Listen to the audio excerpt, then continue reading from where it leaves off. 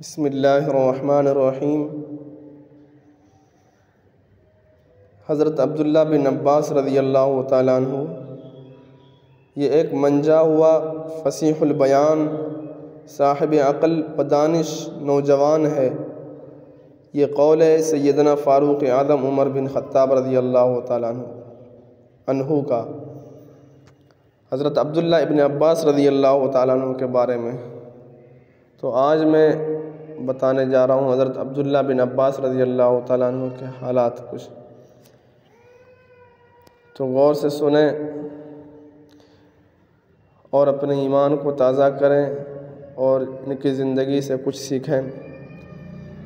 ایک جلیل القدر صحابی رسول اللہ صلی اللہ علیہ وسلم کے چچا زاد بھائی، علم دین کے بحر بیکراں، تقوی و طہارت کے پیکر، دن کو روزہ اور رات کو عبادت گزار، بوقت سحر مغفرت کے طلبگار، خشیت الہی سے یوں زار و قطار رونے والے کہ آنسوؤں کی جھڑی لگ جائے، آنسوؤں کی جھڑی لگ جاتی۔ یہ ہے امت محمدیہ میں کتاب الہی کے رموز و اسرار کا سب سے زیادہ ادراک رکھنے والے اور مفسر قرآن حضرت عبداللہ بن عباس رضی اللہ تعالیٰ عنہ۔ حضرت عبداللہ بن عباس رضی اللہ تعالیٰ عنہ ہجرت سے 3 سال پہلے پیدا ہوئے۔ جب رسول مقبول صلی اللہ علیہ وسلم کا وصال ہوا تو اس وقت ان کی عمر صرف 13 برس تھی۔ اتنی چھوٹی سی عمر میں 1660 احادیث زبانی یاد تھی، جنہیں امام بخاری اور امام مسلم نے اپنی کتابوں میں نقل کیا ہے۔ جب یہ پیدا ہوئے تو والدہ ماجدہ گود میں لے کر رسول اقدس صلی اللہ علیہ وسلم کی خدمت میں حاضر ہوئیں۔ آپ نے اپنے لعاب دہن سے گھٹی دی۔ اس طرح ان کے پیٹ میں سب سے پہلے جو چیز اتری وہ رسول اللہ صلی اللہ علیہ وسلم کا لعاب مبارک تھا، اور اس کے ساتھ ہی تقوی و طہارت، حکمت و دانش، فصاحت و بلاغت جیسے اوصاف حمیدہ ان کے رگ و ریشہ میں رچ بس گئی۔ اللہ تعالیٰ کا یہ فرمان برحق ہے، وَمَن يُؤْتَ الْحِكْمَةَ فَقَدْ أُوتِيَ خَيْرًا كَثِيرًا۔ جس کو حکمت و دانش عطا کی گئی ہو اسے خیر کثیر سے نوازا گیا۔ ابھی اس ہاشمی نونہال نے ہوش سنبھالا ہی تھا کہ رسول اقدس صلی اللہ علیہ وسلم کی خدمت کے لیے انہیں وقف کر دیا گیا۔ سفر و حضر میں آپ کے ساتھ رہتے۔ جب آپ وضو کا ارادہ کرتے تو فوراً پانی لے کر خدمت اقدس میں حاضر ہوتے۔ جب آپ نماز شروع کرتے تو یہ بھی آپ کے پہلو میں ہاتھ باندھ کر کھڑے ہو جاتے۔ دوران سفر کئی مرتبہ انہیں رسول اکرم صلی اللہ علیہ وسلم کے پیچھے سواری پر بیٹھنے کا شرف حاصل ہوا، غرض کہ ہر دم آپ کی خدمت کے لیے کمر بستہ رہتے۔ انہیں اللہ سبحانہ و تعالیٰ نے حساس دل، پاکیزہ ذہن اور قوی حافظہ عطا کیا تھا کہ عصر حاضر کے جدید ترین ریکارڈنگ کے آلات بھی اس کا مقابلہ نہیں کر سکتے۔ حضرت عبداللہ بن عباس رضی اللہ تعالیٰ عنہ اپنے متعلق بیان کرتے ہیں کہ ایک مرتبہ رسول اللہ صلی اللہ علیہ وسلم نے وضو کا ارادہ کیا تو میں نے فوراً آپ کی خدمت میں پانی پیش کر دیا۔ آپ میری خدمت گزاری پر بہت خوش ہوئے۔ جب آپ نماز ادا کرنے کے لیے کھڑے ہوئے تو مجھے بھی اپنے ساتھ نماز پڑھنے کا اشارہ کیا۔ میں آپ کے پہلو کے بجائے پیچھے کھڑا ہو گیا۔ جب آپ نماز سے فارغ ہوئے تو ارشاد فرمایا، عبداللہ تم میرے ساتھ کیوں نہیں کھڑے ہوئے؟ میں نے عرض کی کہ حضور آپ کی عزت و احترام اور عظمت و جلال کی بنا پر آپ کے پہلو میں کھڑا ہونے کی تاب نہ لا سکا۔ آپ نے میری یہ بات سن کر آسمان کی طرف اپنے ہاتھ بلند کیے اور دعا کی، الہی عبداللہ کو حکمت و دانائی عطا فرما۔ اللہ سبحانہ و تعالیٰ نے اپنے نبی صلی اللہ علیہ وسلم کی دعا کو شرف قبولیت بخشا اور اس ہاشمی نوجوان کو ایسی حکمت و دانش عطا فرمائی جس کی بنا پر آپ بڑے بڑے حکماء اور دانشوروں پر فوقیت حاصل کر گئے۔ ہر قاری کے دل میں یہ خیال ضرور پیدا ہوتا ہے کہ کوئی ایسا واقعہ معلوم ہو جو حضرت عبداللہ بن عباس رضی اللہ تعالیٰ عنہ کی حکمت و دانش کا ثبوت پہنچاتا ہو۔ تو لیجیے ایک دلچسپ واقعہ انہی کی زبانی پیش خدمت ہے۔ حضرت علی رضی اللہ تعالیٰ عنہ اور حضرت امیر معاویہ رضی اللہ تعالیٰ عنہ کے باہمی اختلاف میں جب بہت سے لوگ حضرت علی کا ساتھ چھوڑ گئے تو حضرت عبداللہ بن عباس رضی اللہ تعالیٰ عنہ نے حضرت علی رضی اللہ تعالیٰ عنہ سے کہا، امیر المؤمنین مجھے ان لوگوں کی سے بات کرنے دیں جنہوں نے آپ سے بغاوت کا ارتکاب کیا ہے۔ آپ نے فرمایا، مجھے خطرہ ہے کہ کہیں یہ لوگ آپ کو کوئی نقصان نہ پہنچائیں۔ میں نے کہا، آپ مطمئن رہیں، انشاءاللہ یہ ایسی کوئی حرکت نہیں کریں گے۔ پھر میں ان کے پاس گیا، وہ لوگ عبادت میں مصروف تھے۔ ان لوگوں نے مجھے دیکھتے ہی اشتیاق بھرے انداز میں خوش آمدید کہا اور میری آمد کا مقصد پوچھا۔ میں نے کہا، آج میں آپ سے ایک ضروری بات کرنے آیا ہوں۔ ان میں سے چند ایک نے کوئی دلچسپی نہ لی، لیکن اکثریت نے پوری توجہ سے میری بات سننے کا اشتیاق ظاہر کیا۔ میں نے ان سے دریافت کیا، مجھے یہ بتاؤ کہ حضور علیہ السلام کے چچا زاد بھائی جگر گوشہ رسول حضرت فاطمہ رضی اللہ تعالیٰ عنہ کے شوہر حضرت فاطمہ رضی اللہ تعالیٰ عنہا کے شوہر اور اسلام قبول کرنے میں سبقت لے جانے والے حضرت علی رضی اللہ تعالیٰ عنہ سے آپ لوگوں کو کیا شکوہ ہے؟ انہوں نے جواب دیا، ہمیں ان کے خلاف 3 بنیادی اعتراضات ہیں۔ پوچھا، کون کون ہے؟ انہوں نے کہا، ہمارا پہلا اعتراض یہ ہے کہ حضرت علی رضی اللہ تعالیٰ عنہ نے اللہ کے دین میں انسانوں کو حاکم بنا دیا۔ ہمارا دوسرا اعتراض یہ ہے کہ انہوں نے امیر معاویہ رضی اللہ تعالیٰ عنہ اور حضرت عائشہ رضی اللہ تعالیٰ عنہا سے جنگ کی، لیکن نہ تو مال غنیمت لوٹا اور نہ انہیں قیدی بنایا۔ ہمارا تیسرا اعتراض یہ ہے کہ حضرت علی رضی اللہ تعالیٰ عنہ نے اپنے نام سے امیر المؤمنین کا لقب ہٹا دیا، حالانکہ مسلمانوں نے ان کے ہاتھ پر بیعت کی اور انہیں اپنا امیر بنایا۔ فرمایا، میں نے ان کے اعتراضات سننے کے بعد ان سے کہا، اگر میں قرآن و سنت کی روشنی میں ان اعتراضات کا حل پیش کروں تو کیا آپ تسلیم کر لیں گے؟ سب نے بیک زبان کہا، بالکل، ہم بخوشی تسلیم کر لیں گے۔ میں نے جواب دیتے ہوئے کہا، تمہارا پہلا اعتراض یہ ہے کہ حضرت علی رضی اللہ تعالیٰ عنہ نے اللہ کے دین میں انسانوں کو حاکم بنایا ہے۔ کیا آپ لوگوں کی نظر سے قرآن مجید کی آیت گزری ہے جس میں فرمایا گیا، یا ایھا الذین آمنوا لا تقتلوا الصید وانتم حرم ومن قتلہ منکم متعمدا فجزاء مثل ما قتل من النعم یحکم بہ ذو عدل منکم؟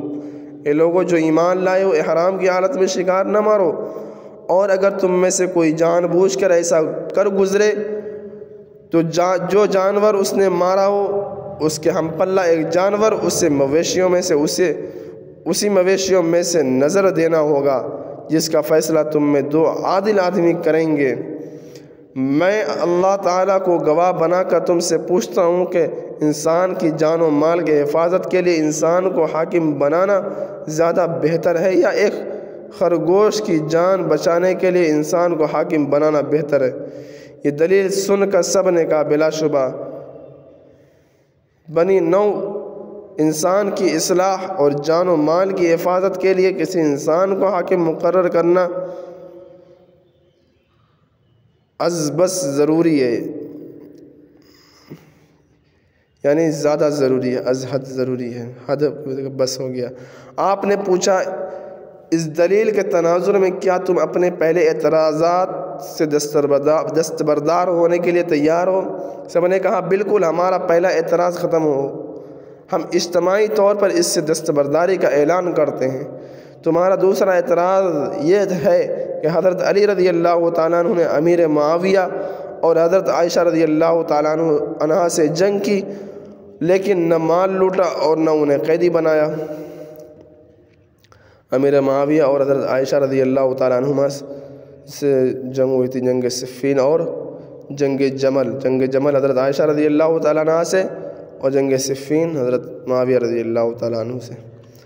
مجھے یہ تو بتاؤ، لیکن نہ مال لوٹا اور نہ انہیں قیدی بنایا۔ حضرت علی رضی اللہ تعالیٰ عنہ کے بارے میں فرما رہے ہیں کہ جو جنگ کیے تو ان کو قیدی بھی بنانا چاہیے۔ مجھے یہ تو بتاؤ، کیا تم اپنی ماں حضرت عائشہ رضی اللہ تعالیٰ عنہ کو قیدی بنانا پسند کرو گے؟ اگر تم وہاں جواب دو گے تو کفر کے مرتکب ہو گئے۔ اگر حضرت عائشہ رضی اللہ تعالیٰ اگر تم ہاں میں جواب دو گے تو کفر کے مرتکب ہو گئے، اگر حضرت عائشہ رضی اللہ تعالی عنہا کے ماں ہونے کا انکار کرو گے تو پھر بھی کفر کے مرتکب ہو گئے، کیونکہ اللہ تعالیٰ کے ارشاد النبی اولیٰ بالمؤمنین من انفسہم وازواجہ امہاتہم، بلا شبہ نبی صلی اللہ علیہ وسلم تو اہل ایمان کے لیے ان کی اپنی ذات پر مقدم ہے، اور نبی صلی اللہ علیہ وسلم کی بیویاں ان کی مائیں ہیں۔ اب تم اپنے لیے جو چاہو پسند کر لو۔ یہ سن کر انہوں نے اپنی نگاہیں جھکا لی۔ میں نے پوچھا کیا تم اپنے دوسرے اعتراض سے دستبردار ہونے کے لیے دلی طور پر آمادہ ہو؟ سب نے بھی یک زبان ہو کر کہا جی ہاں، ہم دوسرے اعتراض سے بھی دستبرداری کا اعلان کرتے ہیں۔ میں نے کہا رہا تمہارا یہ اعتراض کہ حضرت علی رضی اللہ تعالیٰ عنہ نے اپنے نام سے پہلے امیر المؤمنین کا لقب ہٹا دیا۔ آپ سب لوگوں کو یاد ہوگا کہ صلح حدیبیہ میں جب صلح نامہ تیار ہو گیا تو حضرت صلی اللہ علیہ وسلم نے ارشاد فرمایا کہ نیچے یہ لکھ دیا جائے کہ اس دستاویز پر محمد رسول اللہ صلی اللہ علیہ وسلم نے اتفاق کا اظہار کیا ہے۔ مشرکین نے کہا اگر ہم آپ کو اللہ کا رسول تسلیم کر لیتے تو آج بیت اللہ میں داخلے سے نہ روکتے۔ یہی تو آپ صلی اللہ علیہ وسلم سے ہمارا بنیادی اختلاف ہے کہ ہم آپ کو اللہ کے رسول مانتے ہی نہیں۔ آپ اپنا نام محمد بن عبداللہ لکھیں۔ آپ نے مشرکین کا مطالبہ مانتے ہوئے یہ ارشاد فرمایا بخدا میں اللہ کا رسول ہوں، تمہارے ماننے یا نہ ماننے سے کوئی فرق نہیں پڑتا، اور اپنے ہاتھ سے رسول اللہ کے الفاظ مٹا دیے۔ یہ واقعہ نقل کرنے کے بعد میں نے حاضرین سے پوچھا مجھے آپ یہ بتائیں کہ جب نبی کریم صلی اللہ علیہ وسلم نے صلح حدیبیہ کے موقع پر اپنے ہاتھ سے رسول اللہ کے الفاظ مٹا دیے تو اگر حضرت علی رضی اللہ تعالیٰ عنہ نے اپنے نام سے امیر المؤمنین کا لقب ہٹا دیا تو شرعاً کیا مذائقہ ہے؟ یہ دلیل سن کر حاضرین نے تسلیم رضا سے اپنے سر جھکا لیے۔ میں نے یہ منظر دیکھ کر کہا معلوم ہوتا ہے آپ لوگ اس اعتراض سے بھی دستبردار ہو چکے۔ سب نے یک زبان کہا ہاں ہم اس اعتراض سے بھی دستبرداری کا اعلان کرتے ہیں۔ حضرت عبداللہ بن عباس رضی اللہ تعالیٰ عنہ کی یہ ملاقات حضرت علی رضی اللہ تعالیٰ عنہ کے حق میں نہایت مفید ثابت ہوئی۔ آپ کی مدلل گفتگو سے متاثر ہو کر 20,000 افراد دوبارہ حضرت علی رضی اللہ تعالیٰ عنہ کی فوج میں شامل ہو گئے۔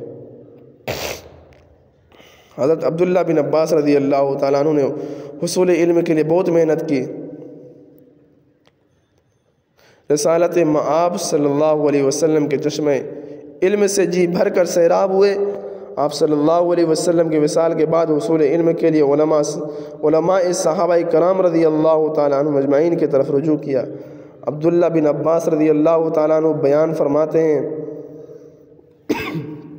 کہ جب مجھے یہ اطلاع ملتی کہ فلاں صحابی کے پاس حضور صلی اللہ علیہ وسلم کی کوئی حدیث ہے تو میں بلا تاخیر اس کے گھر پہنچتا، دہلیز پر چادر بچھا کر بیٹھ جاتا، ہوا سے مٹی اڑ اڑ کر مجھ پر پڑتی رہتی، لیکن میں صاحب علم کے احترام کو ملحوظ خاطر رکھتے ہوئے ان کے آرام میں منخل مناسب نہ سمجھتا۔ جب وہ از خود اپنے گھر سے باہر آتے اور مجھے اپنی دہلیز پر بیٹھا ہوا دیکھتے تو بے ساختہ پکار اٹھتے، عبداللہ آج آپ یہاں کیسے؟ آپ نے مجھے پیغام بھیج دیا ہوتا، میں خود آپ کے پاس آ جاتا۔ میں جواب میں کہتا میں آپ کی خدمت میں اس لیے حاضر ہوا ہوں کہ پیاسا چشمے کے پاس آتا ہے نہ کہ چشمہ پیاسے کے پاس۔ حضرت عبداللہ بن عباس رضی اللہ تعالیٰ عنہ اپنے اساتذہ کی بہت عزت کیا کرتے تھے۔ کبار علماء صحابہ کرام رضی اللہ تعالیٰ عنہ اجمعین بھی آپ کے ساتھ بہت شفقت و محبت سے پیش آتے، جیسا کہ کاتب وحی حضرت زید بن ثابت رضی اللہ تعالیٰ عنہ جنہیں قضائے فقہ، قرات اور علم وراثت میں عبور حاصل تھا، جب کہیں جانے کے لیے اپنی سواری پر بیٹھنے کا ارادہ کرتے تو یہ ہاشمی نوجوان حضرت عبداللہ بن عباس رضی اللہ تعالیٰ عنہ ان کے سامنے ادب و احترام کی تصویر بن کر یوں کھڑا ہو جاتا جیسے کوئی غلام اپنے آقا کے سامنے با ادب کھڑا ہوتا ہے۔ نہایت ادب کے ساتھ اپنے آپ کے گھوڑے کی لگام پکڑتے یہ انداز دیکھ کر حضرت زید بن ثابت رضی اللہ تعالیٰ عنہ فرماتے عبداللہ ایسے نہ کیا کرو۔ آپ فرماتے ہیں ہمیں یہ حکم دیا گیا ہے کہ اپنے اساتذہ کی عزت کریں۔ یہ سن کر حضرت زید بن ثابت رضی اللہ تعالیٰ عنہ نے فرمایا ذرا اپنا ہاتھ تو مجھے دکھائیں۔ آپ نے ہاتھ ان کے طرف بڑھایا تو حضرت زید رضی اللہ تعالیٰ عنہ نے اسے چوم لیا اور ارشاد فرمایا کہ ہمیں یہی حکم دیا گیا ہے اہل بیت کے۔ حضرت زید رضی اللہ تعالیٰ عنہ اسے چوم لیا اور ارشاد فرمایا کہ ہمیں یہی حکم دیا گیا ہے کہ اہل بیت کے ساتھ حسن سلوک سے پیش آئیں اور محبت کریں۔ حضرت عبداللہ بن عباس رضی اللہ تعالیٰ عنہ میدان علم کے ایسے بلند مقام پر فائز ہوئے جسے دیکھ کر کبار علماء صحابہ رضی اللہ تعالیٰ عنہ اجمعین ششدر رہ گئے۔ حضرت مسروق بن اجدع جنہیں تابعین میں بہت بلند مقام حاصل ہے، ان کے بارے میں اپنی رائے کا اظہار کرتے ہوئے فرماتے ہیں جب میں حضرت عبداللہ بن عباس رضی اللہ تعالیٰ عنہ کو دیکھتا تو بے ساختہ پکار اٹھتا کہ آپ سب لوگوں سے زیادہ حسین ہیں۔ جب آپ کی گفتگو سنتا تو یہ کہنے پر مجبور ہوتا کہ آپ سب سے بڑھ کر فصیح و بلیغ ہیں، اور جب آپ کی کوئی حدیث بیان کرتے تو آپ کی عالمانہ گفتگو سن کر یہ رائے قائم کرنے پر مجبور ہو جاتا کہ آپ اس دور کے سب سے بڑے عالم ہیں۔ حضرت عبداللہ بن عباس رضی اللہ تعالیٰ عنہ حصول علم کی منزلیں طے کر لینے کے بعد لوگوں کو تعلیم دینے میں ہماتاً مصروف ہو گئے۔ آپ کا گھرانہ عوام کے لیے ایک بہت بڑی جامعہ کا درجہ اختیار کر گیا تھا۔ البتہ جامعہ ابن عباس اور موجودہ دور کی جامعات میں یہ فرق ہے کہ آج کے دور کے جامعات میں سینکڑوں اساتذہ کی خدمات حاصل کی جاتی ہیں، جبکہ جامعہ ابن عباس کا دار و مدار صرف ایک استاد پر تھا اور وہ تھے مفسر قرآن حضرت عبداللہ بن عباس رضی اللہ تعالیٰ عنہ۔ ایک صحابی بیان کرتے ہیں کہ میں نے حضرت عبداللہ بن عباس رضی اللہ تعالیٰ عنہ کو علم کے جس بلند مقام پر فائز دیکھا، اگر قریش اس پر فخر کریں تو بلا شبہ ان کے لیے یہ باعث فخر ہے۔ میں نے ایک روز دیکھا کہ بہت سے لوگ آپ کے گھر کی طرف جا رہے ہیں، لوگ اتنے زیادہ تھے کہ راستے مسدود ہو گئے۔ میں نے آپ کو اس صورتحال سے آگاہ کیا تو میری بات سن کر ارشاد فرمایا پانی لاؤ۔ میں نے پانی آپ کی خدمت میں پیش کیا، آپ نے وضو کیا اور مجھ سے کہا کہ مجمع میں اعلان کر دو کہ جو لوگ قرآن مجید کے الفاظ و حروف کے متعلق سوال کرنا چاہتے ہیں سب سے پہلے وہ اندر تشریف لائیں۔ میں نے باہر جا کر یہ اعلان کیا تو مجمع میں سے کچھ لوگ اندر داخل ہوئے جس سے گھر کا صحن بھر گیا۔ آپ نے ہر ایک کے سوال کا تسلی بخش جواب دیا۔ جب وہ مطمئن ہو گئے تو آپ نے فرمایا اب اپنے دوسرے بھائیوں کے لیے جگہ بنا دو۔ وہ باہر آ گئے۔ پھر آپ نے مجھے حکم دیا کہ اب یہ اعلان کر دو کہ جو حضرات قرآن مجید کی تفسیر کے متعلق سوال کرنا چاہتے ہیں اندر تشریف لے آئیں۔ میں نے آپ کے حکم کی تعمیل کرتے ہوئے باہر اعلان کر دیا۔ کچھ اور لوگ اندر آئے جس سے گھر کا صحن بھر گیا۔ آپ نے ان کے ہر سوال کا تسلی بخش جواب دیا۔ جب وہ مطمئن ہو گئے تو آپ نے فرمایا کہ اپنے دوسرے بھائیوں کے لیے راستہ بنا دو۔ وہ اٹھ کر باہر چلے گئے اور مجھے حکم دیا کہ اب یہ اعلان کر دو کہ جو لوگ حلال و حرام کے متعلق کچھ پوچھنا چاہتے ہیں وہ اندر تشریف لے آئے۔ یہ اعلان سن کر کچھ لوگ اندر آئے جس سے وہ کمرہ اور صحن بھر گیا اور آپ نے ہر ایک کے سوال کا تسلی بخش جواب دیا۔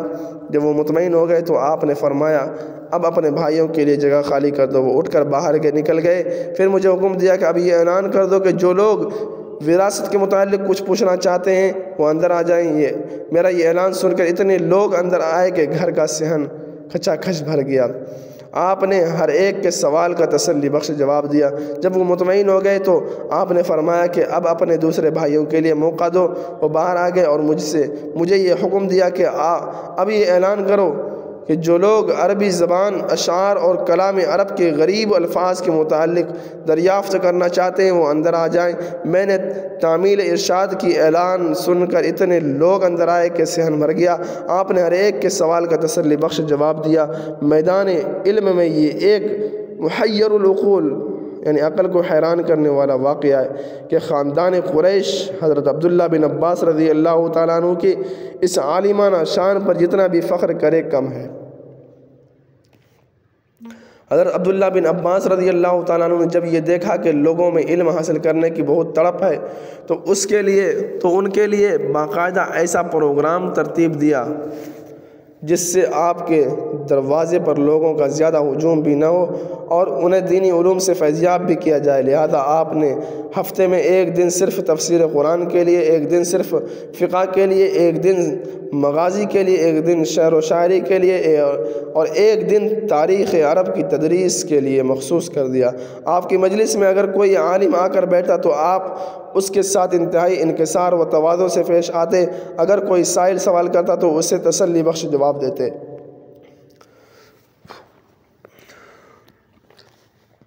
حضرت عبداللہ بن عباس رضی اللہ تعالیٰ عنہ کو اپنی عالمانہ حیثیت اور بے شمار خوبیوں کی بنا پر باوجود اپنی چھوٹی عمر کے خلفائے راشدین کا مشیر خاص ہونے کا شرف حاصل تھا۔ جس سے مشورہ کیا جاتا ہے اس کو مشیر بولتے ہیں۔ حضرت عبداللہ بن عباس رضی اللہ تعالیٰ عنہ کو اپنی عالمانہ حیثیت اور بے شمار خلفائے راشدین کا حضرت فاروق اعظم رضی اللہ تعالیٰ عنہ کو اگر کوئی مشکل مسئلہ پیش آتا تو آپ اسے حل کرنے کے لیے جہاں کبار صحابہ کرام رضی اللہ تعالیٰ عنہ کو مدعو کرتے، وہاں ان کے ساتھ حضرت عبداللہ بن عباس رضی اللہ تعالیٰ عنہ کو بھی دعوت دیتے۔ جب آپ تشریف لاتے تو انہیں اپنے قریب بٹھاتے اور پیار بھرے الفاظ میں اظہار خیال کرتے کہ آج ہمیں ایک مشکل مسئلہ پیش آیا ہے، میرے خیال میں آپ ہی اس مشکل مسئلے کو حل کر سکتے ہیں۔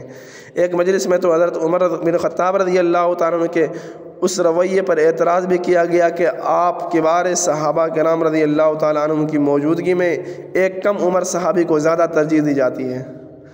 آپ کے مجلس میں آپ نے اعتراض کے جواب میں صراحتاً ارشاد فرمایا، یہ ایک منجا ہوا فصیح البیان اور صاحب عقل و دانش نوجوان ہے۔ حضرت عبداللہ بن عباس رضی اللہ تعالیٰ عنہ جب کبھی لوگوں کی تعلیم و تربیت کی طرف متوجہ ہوتے تو عوام کو نظر انداز نہ کرتے بلکہ ان کی تربیت کے لیے بھی وعظ و ارشاد کی محفل منعقد کرتے۔ آپ کسی گناہ کرنے والے کو مخاطب کر کے یوں ارشاد فرماتے، ایک گناہ کے مرتکب گناہ کرتے وقت تیرا خوش ہونا اس گناہ سے کہیں بڑا جرم ہے۔ گناہ کا ارتکاب کرتے وقت تو لوگوں سے تو خوف زدہ ہوتا ہے، تو لوگوں سے تو خوف زدہ ہوتا ہے لیکن اللہ تعالیٰ کے خوف سے تیرا دل خالی ہوتا ہے۔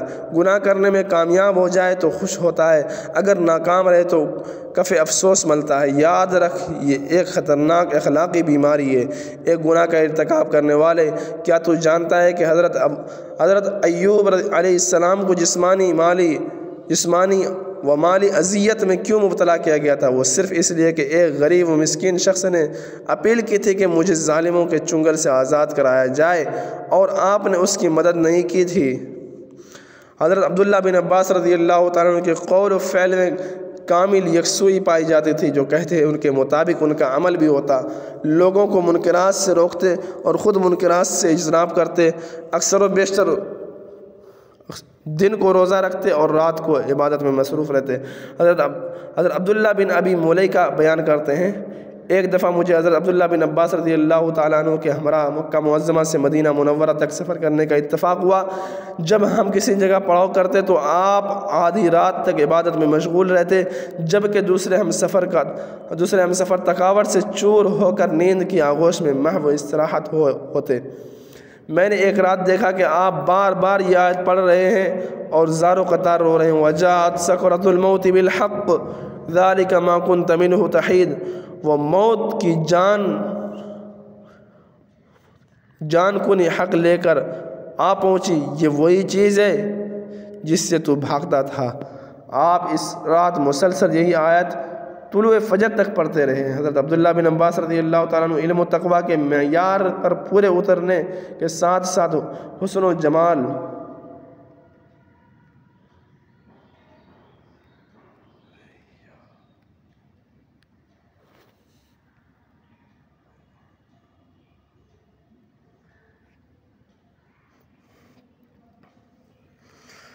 حضرت عبداللہ بن عباس رضی اللہ تعالیٰ علم و تقویٰ کے معیار پر پورے اترنے کے ساتھ ساتھ حسن و جمال کے پیکر تھے۔